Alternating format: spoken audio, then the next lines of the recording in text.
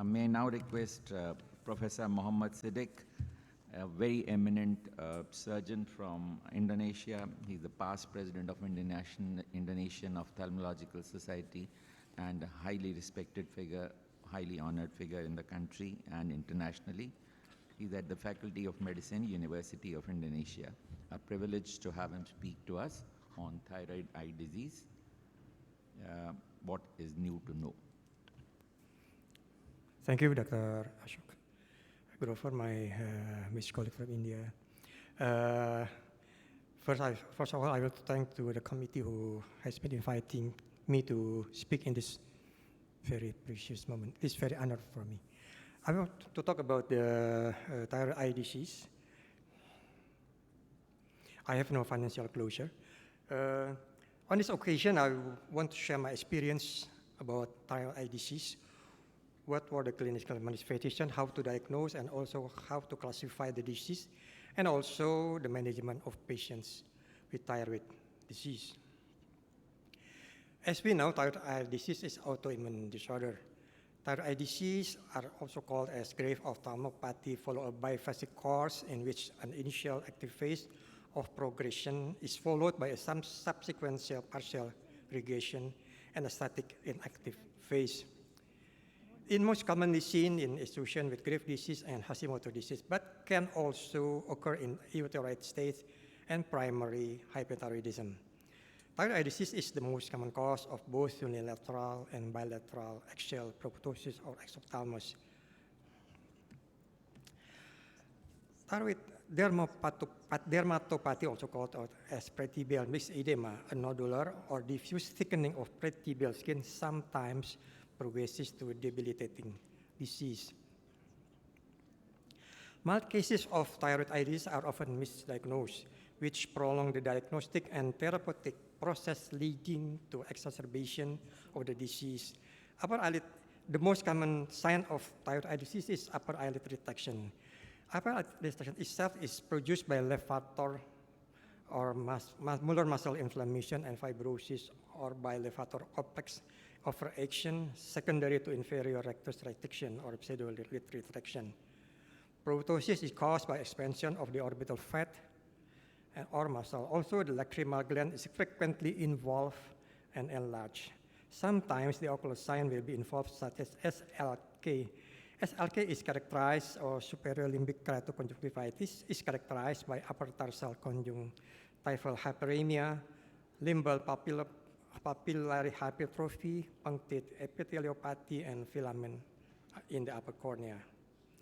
Thyroid function test should be performed for all patients with SLK. There are several classifications used for grading the severity of the disease, such as NOSPEC, CAS, VISA, and EUGOGO. Some of them could be used to start the management. The classification CAS, or clinical activity score, is usually used to initiate the treatment. EUGOGO classification is also used to assess the severity of the disease, but this classification grades exclusively for clinical severity and does not provide a means of distinguishing inflammatory progressive from non-inflammatory stationary grave ophthalmopathy. The active phase of the thyroid eye disease occurs when inflammatory clinical characteristics are changing and progressive. The active phase can last up to 24 months, as described by Randall, and is then followed by inactive phase. The active phase itself can be prolonged, or the disease can be reactivated by certain risk factors, including smoking. About 1% of patients experience reactivation after a period of inactivity. There is no signaling of the beginning of the inactive phase, but stability of clinical finding for a period of 6 months may indicate transition of the inactive phase. Computed tomography or magnetic resonance imaging of the orbit is warranted when the cause of ocular manifestation remains uncertain. These imaging studies are useful in distinguishing extraocular muscle enlargement from fat expansion, especially in case of asymmetric proptosis. The rolling orbital tumor and arteriovenous malformation is important. CT and MRI have the advantage of imaging the entire orbit. CT is more sensitive for showing extraocular muscle enlargement. In active disease, the extraocular muscle must appear as hyperintense on T2-weighted MRI. A typical eye feature requiring confirmation of the diagnosis of thyroid eye disease by orbit imaging such as unilateral disease, unilateral or bilateral disease in patients with no previous evidence of thyroid dysfunction, absence of upper eyelid retraction, divergent strabismus, history of diplopia worsening toward the end of the day. Routine measurement of thyrotropin receptor antibodies is not mandatory, but when such assays are performed, they have 99% sensitivity and specificity for Graves' disease. This protocol for management TED has been compiled by our team in our hospital and has been used to manage our patients with Graves' disease. We classified patients with GO into mild, moderate to severe, and sight-threatening thyroid eye disease. In mild cases, selenium plays a role in the cellular redox maintenance and may reduce reactive oxygen species. There were a significant improvement in both overall ocular improvement and quality of life at 6 months, which continued at 12 months with discontinuation of selenium. No adverse events associated with selenium treatment. On managing patients with thyroid eye disease, we have to strict on these 5 things. That is, refrain from smoking, restore thyroidism, avoid iatrogenic hypothyroidism, refer to endocrinologists for multidiscipline management, and search for dry eye syndrome. In mild GO, in mild thyroid eye disease, we could give local treatments such as artificial tears, ophthalmic gel during the night. Adjunct therapy such as selenium supplementation could be given to reduce severity, reduce progression or slowing progression, and improve quality of life. If quality of life markedly impaired, we could discuss follow immunomodulatory in active thyroid eye disease or rehabilitative surgery in inactive thyroid eye disease. On moderate to severe cases, systemic corticosteroid is mandatory to achieve direct inflammatory effects.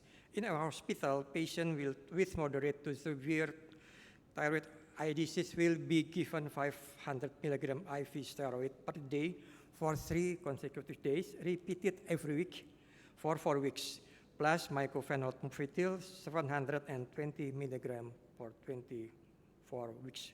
It should be remembered that this treatment will not modify the disease, but can help soft tissue signs. This scheme showed the second-line treatment if steroids show no improvement. Several monoclonal antibodies that has been proved for thyroid eye disease are teprotumumab, rituximab, tocilizumab. This medication was mainly used for second-line treatment because the price is quite high, and I think not all patients can afford this medication. The condition that we have to aware is sight-threatening condition. This condition can be caused by dyssteroid optic neuropathy or severe corneal breakdown due prolonged corneal exposure. Methylprednisolone IV is a mandatory treatment. If dyssteroid optic neuropathy improves after 2 weeks, pulse methylprednisolone should be continued as for moderate to severe active TED. Severe corneal exposure need to medically or progressively more invasive surgery such as orbital decompression. In inactive thyroid eye disease, treatments are mainly for rehabilitation. For example, rehabilitative decompression for corneal exposure or cosmetic condition, prism glasses or strabismus surgeries to reduce stable diplopia or eyelid surgery. This is case number 1. Patient came to our clinic. He is male, 57-year-old with protruding of both eyes since 3 years and was given oral steroid due to orbital myositis in other hospital. He had history of active thyroid eye disease and moderate to severe. On March 2019, he came to our hospital at April 2021. On laboratory examination, the thyrotropin receptor antibody was quite high because of his ptosis. She also, just 2 minutes, sorry. He also performed the EMD examination and the result is positive, so this patient also have ocular myasthenia gravis. On case number 2 is male, 50-year-old with sight-threatening thyroid eye disease. We could see the condition of the eye both before and after intravenous steroid and orbital decompensation surgery. We could see that there was a significant improvement after we did the IV steroid and orbital decompression. So for the home message is simple cure of TED clear is unavailable. Current treatment guidelines include regimens of medical and radiation for active severe disease. Timing of initiation of treatment is crucial. Type of treatment should be tailored to the physical and psychological condition of the individual patient. Thank you. Thank you, Dr. Sidek, for that wonderful perspective.